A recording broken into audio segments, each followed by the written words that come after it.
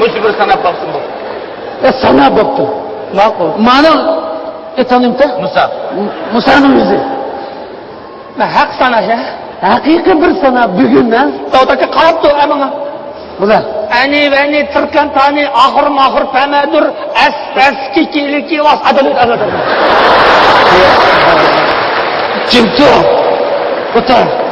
Bombuda. Bu sorunun pulunu sen söylemeysen. Kim gider sotulsun? Özlem sana yürü. Ani beni, Türkan teni, ahır pemedur, liki vas. Sen söyle. Söyleysen bugün. Ustam. Sorunun pulunu beğendin mi beğendin? Beğendi. Neçik pul oldu? Cemi 60 so'm bo'ldi. 60 so'm to'la. Adaptagi aytsak 60 da biz burada aytsak.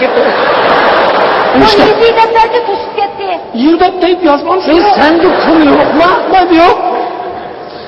Sende pul yok mu? Yok. Sende kanda. Kanda pul yok. Dağdaki ras yok. Ötemiyor.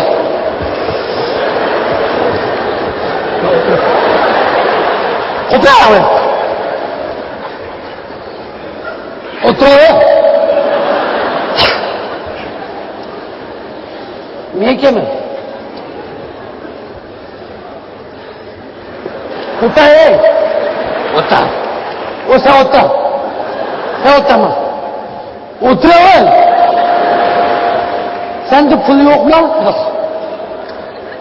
Ras yok. İki. Çaydan yapıp koyalım. Çaydan. Meke. Kısa kulağım. Sen. İki. Sende pul yok ha? Yok bana. Ana yok. Kenin kılı. Ey. Sağdan kılı ver. Kenin kılı. Sende pul yok ha? Otur. Kütüp onu. Ege. Mani kütüp. Hapıttı ve ağrı. Bir iştanılan tutun yönetisi senin yanında. Ege bunu. Ben senin bankanı ondan bilmem.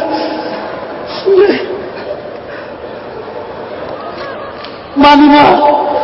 Ama kanda kırıp kaldı. Oy bu kanı kırıp kaldı bu. Kanda kırıp kaldı. Oy.